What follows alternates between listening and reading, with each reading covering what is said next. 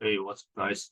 Okay, so in this video that I'm going to proving this Roth theorem on arithmetic progression.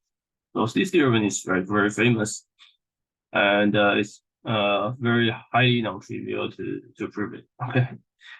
So basically it says that the subset A of natural number is at a positive density. So basically you can do just it's density means that how many number that if you part it from 1 to n, how many number you have it.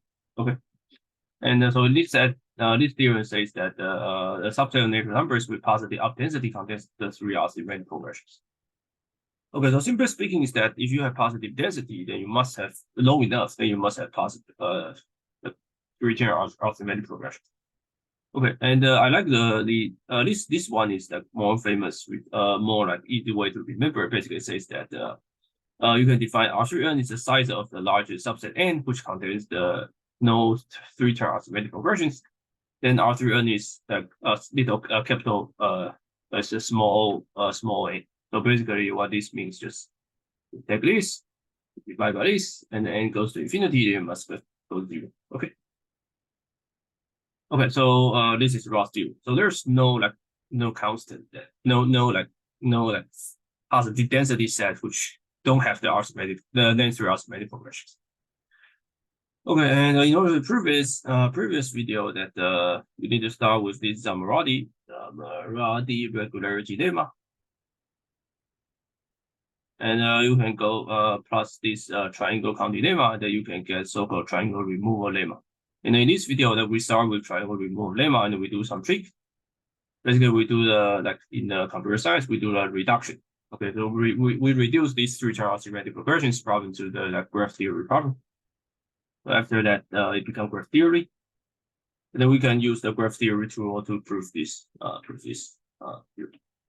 Okay, so let me just remind you guys, if you haven't seen this, you can check out my previous two video. Just click this video. Okay, I hope you guys have tried much. Okay, so G a graph that x, y, z be the graph G versus three subset. Basically, it's x, y, z.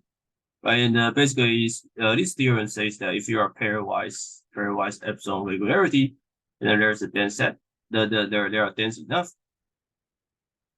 Then the number of triangle will be there will be a lot of triangle. Okay, and then from this, then you can prove these results. Basically, it's called triangle removal lemma. So this lemma is very deep. Okay, so this is very deep.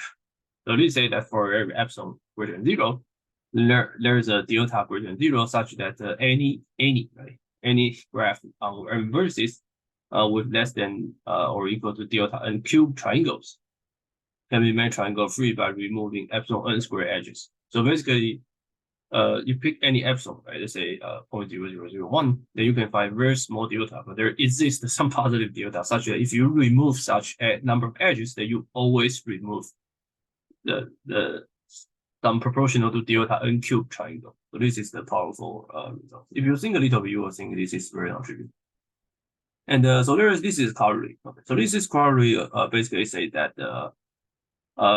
if you have a graph G on vertices where every graph G lies in a unique triangle, then this graph must have all n square edges. So this one is called the Raza-Zamaradi problem. Okay. So this is also a famous problem. So let me just prove this. So this theorem tells you that if you have any edges, if any edges uniquely belongs to one triangle, then that graph must have little O n square edges. Okay. So the proving idea is let me just quickly prove. So this proof is almost trivial. Okay, so proof. Right, you know that the graph G has capital O n square edges. Okay. But we know that every edges lies in unique triangle, right? So the number of triangle is at most O n squared divided by 3, right? Just the number of edges. So it's basically the capital O n squared. And the since is capital O n squared, right? So I know that I can delete. So I can delete. I can delete. I can make the graph. I can make G triangle free by reducing little o n square triangle little o n square edges by triangle removal lemma. But so let me just say something, right? So the number of let me do here. So the minimum number in this, right? So the minimum number of edges that can make triangle 3 by triangle removal lemma, right? By triangle removal lemma is at most little o n squared. So let me just little o n squared. But this is greater or equal to something. Right? Basically, it's greater or equal to the number of edges divided by 3. Because you delete one edge, you can at most destroy one triangle. Okay, so this is the number of edges divided by 3. Okay, so number of edges is basically little o n squared. Okay, so now let's go to a proof of Roth theorem.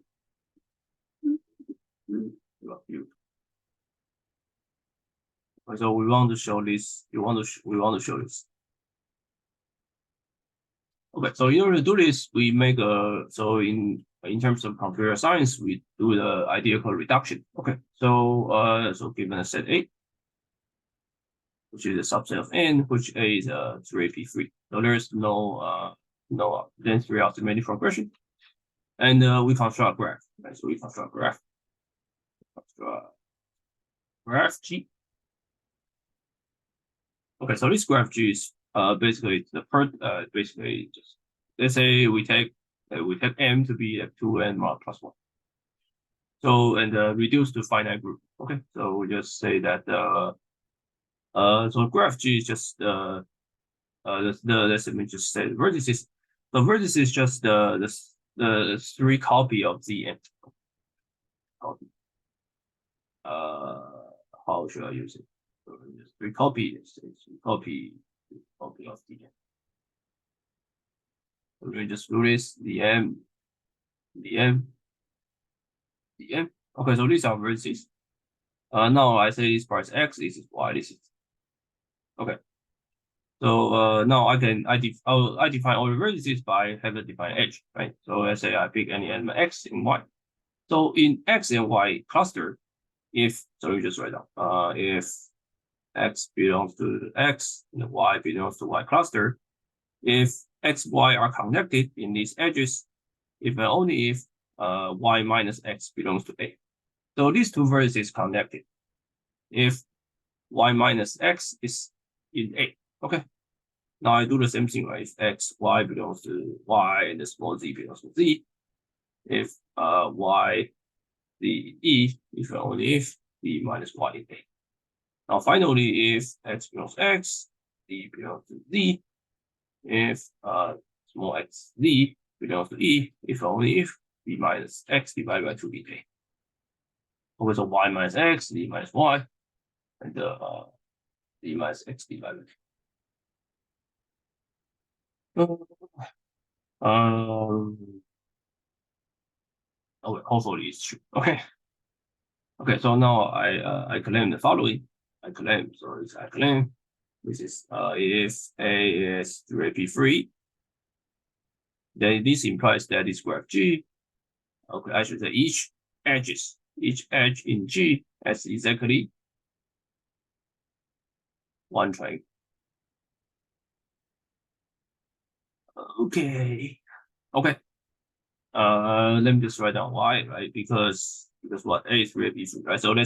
So if there's a triangle here, if there's a triangle in the graph G, then this implies something. This implies that Y minus X belongs to A, right? And Z minus Y belongs to A, and something like maybe I think the guess is X Z minus X divided by 2 belongs to A. Probably. Okay. So this means that Y minus X belongs to A1, and the Z minus A Y was A2, and the Z minus X is basically 2A3 or something. Okay. Okay, but what this means is the following, right? This means that A2 minus a1 is plus z minus x. Okay, is 2a3. Okay, so this means that a1, a3, a2. Because a1 plus a2 is 2a3, so this means that a1, a3, a2 forms 3ap.